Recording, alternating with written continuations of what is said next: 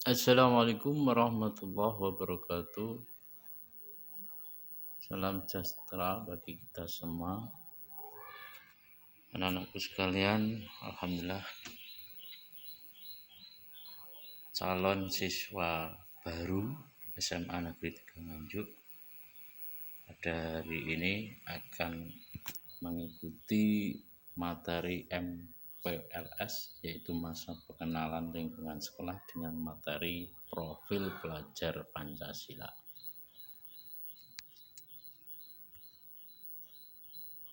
Dalam profil pelajar Pancasila, di sini siapakah pelajar Pancasila tersebut?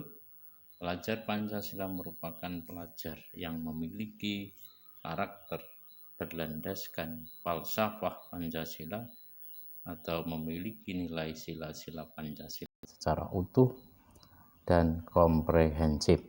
Nilai karakter yang ada pada tiap sila Pancasila sendiri terdiri dari nilai karakter religius, peduli sosial, kemandirian, patriotisme, atau rela berkorban untuk negara, kebersamaan, demokratis, serta keadilan. Semoga kalian bisa menjadi atau punya karakter-karakter tersebut. Berikutnya, pelajar Pancasila. Ada enam poin elemen. Yang pertama adalah beriman kepada Tuhan Yang Maha Esa dan berakhlakul karimah. Yang kedua, berkebinekaan yang global.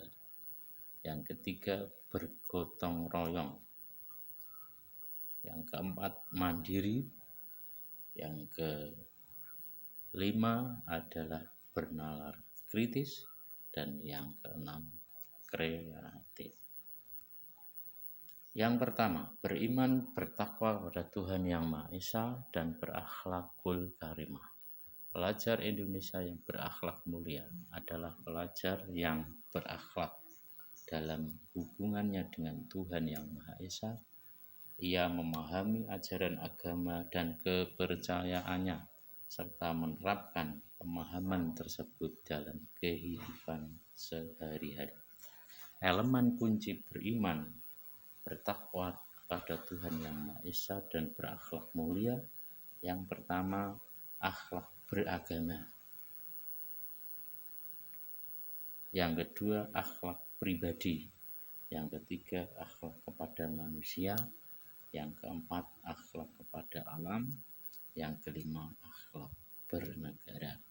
Semua itu merupakan elemen beriman bertakwa kepada Tuhan Yang Maha Esa dan berakhlakul karimah yang menunjukkan sila pertama, ketuhanan Yang Maha Esa. Berikutnya, elemen profil pelajar Pancasila yang kedua, berkebinekaan global.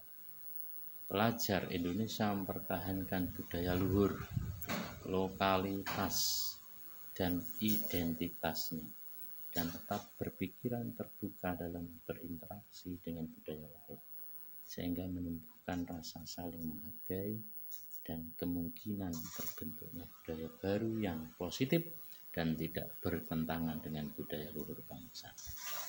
Elemen kunci berkebinekaan global yang pertama, mengenal dan menghargai budaya. Mengenal budaya di sekitar kita, menghargai budaya kita, cinta kepada budaya di sekitar kita. Yang kedua, kemampuan komunikasi interkultural dalam berinteraksi dengan sesama. Yang jelas, umpama suku Jawa, kita harus bisa berbahasa Jawa yang baik, sehingga itu merupakan kemampuan komunikasi interkultural. Yang ketiga, refleksi dan tanggung jawab terhadap pengalaman kebinekaan. Karena di Indonesia banyaknya suku, banyaknya pulau dan lain sebagainya, maka kita harus merefleksikan atau menghargai apa yang ada dalam bermacam-macam suku tersebut. Berikutnya adalah gotong royong.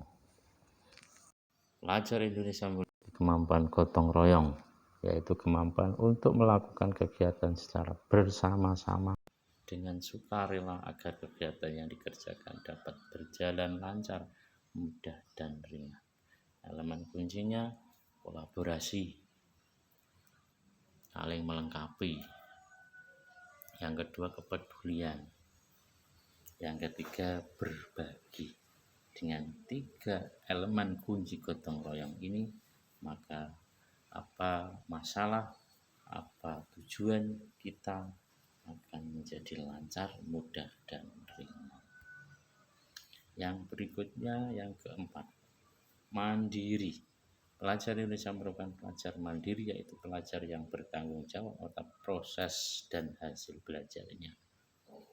Elemen kunci mandiri. Yang pertama, kesadaran akan diri dan situasi yang dihadapi. Kalau menjadi pelajar, ya sadar akan tugas pelajar tersebut. Jadi sadar akan dirinya sebagai manusia, sebagai siswa dalam situasi yang dihadapi. Yang kedua ada regulasi diri. Kita harus mempunyai prinsip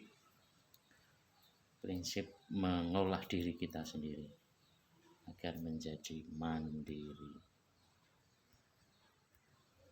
Berikutnya yang kelima adalah bernalar kritis. Pelajar yang bernalar kritis mampu secara objektif memproses informasi baik kualitatif maupun kuantitatif, membangun keterkaitan antara berbagai informasi, menganalisis informasi, mengevaluasi, dan menyimpulkannya. Elemen kuncinya apa? Yang pertama, memperoleh dan memproses informasi dan gagasan. Yang kedua, menganalisis dan mengevaluasi penalaran. Yang keempat, merefleksikan pemikiran dan proses berpikir. 5, mengambil keputusan.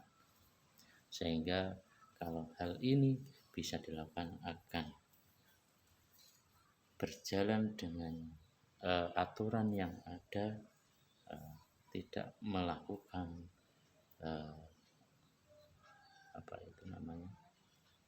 informasi yang tidak bertanggung jawab atau yang sekarang dinamakan hoax.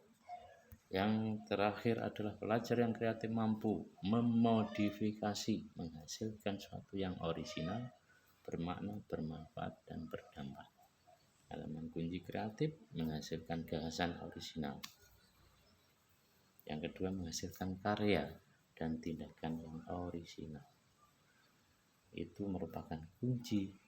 Pertama, menghasilkan gagasan, setelah itu dilanjutkan menghasilkan karya. Apapun karyanya, maka itu sudah merupakan sikap kreatif.